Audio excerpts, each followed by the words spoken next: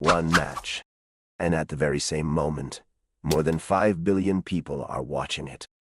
There is no other event on Earth that brings this many people together at the same time for the same thing. Not an election, not a ceremony, not a war, only football. But have you ever asked yourself, who owns this game? The answer sits inside a building in Zurich.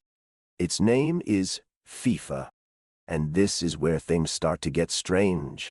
Legally, FIFA is an association. On paper, it holds the same status as the little hiking club in your neighborhood, a non-profit organization. But this club has 211 members. The United Nations has 193, which means FIFA is bigger than most nations on the planet. And in the last 4 years, this nonprofit earned roughly $7.5 billion, paying almost no tax at all. So how is this even possible? The answer is hidden inside the World Cup itself. If a country wants to host the World Cup, it signs a contract. And it is one of the most one-sided contracts in the world. No taxes for FIFA. The right to move its money in and out freely. And the strangest clause of all. If your local laws get in the way, change your laws. Brazil lived through exactly this.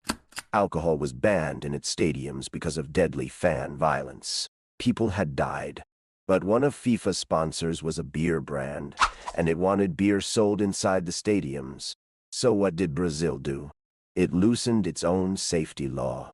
The press even gave it a name, the Budweiser Law. And the formula never changes.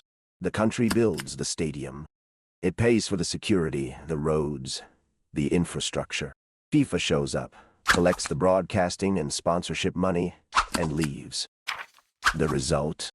Brasilia once had the second most expensive stadium in the world. It cost over $500 million. Today, it is used as a parking lot for buses. But it wasn't the concrete that paid the heaviest price. In Qatar, the migrant workers who built the stadiums worked under a system where their employers held their passports. How many of them died is still disputed. The Guardian reported a figure of 6,500. Qatar rejected that number as misleading. But one thing is certain, the fact that we still don't have a clear number, even today, is a problem in itself. Now, let's come to today. The tournament being played right now is the biggest in history. 48 teams, 3 countries, 39 days. Turkey is on the pitch too, and for the fans who just want to watch, official tickets started at $60 and climbed to nearly $11,000. On the resale market, a single final ticket reached $2 million. Even the name of the stadium hosting the final was changed, just to fit FIFA's corporate naming rules. But the most striking moment of this tournament didn't happen on the pitch. It happened off it. In 2025, FIFA handed out its very first Peace Prize to the President of the United States, Donald Trump. FIFA has an office in New York, inside Trump Tower. And in recent months, Trump and FIFA President Infantino have appeared side by side, again and again. Then, this happened. Folarin Balogun, a player for the United States national team, was shown a red card in the match against Bosnia and Herzegovina. At a press conference, Trump revealed that he had personally asked the FIFA president to review that red card. "I didn't pressure him," he said. Yet senior figures in his administration, including the Secretary of State, openly called for the penalty to be overturned. Think about that. The president of a country calls up the head of the world's largest sports organization to talk about a red card. And this is met not as a scandal, but as something almost normal. This is exactly what FIFA's power looks like. An organization that answers to no one, sitting down so comfortably at the same table as the most powerful people on Earth.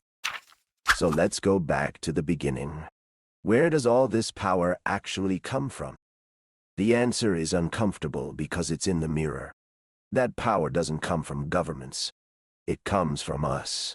From our love for this game.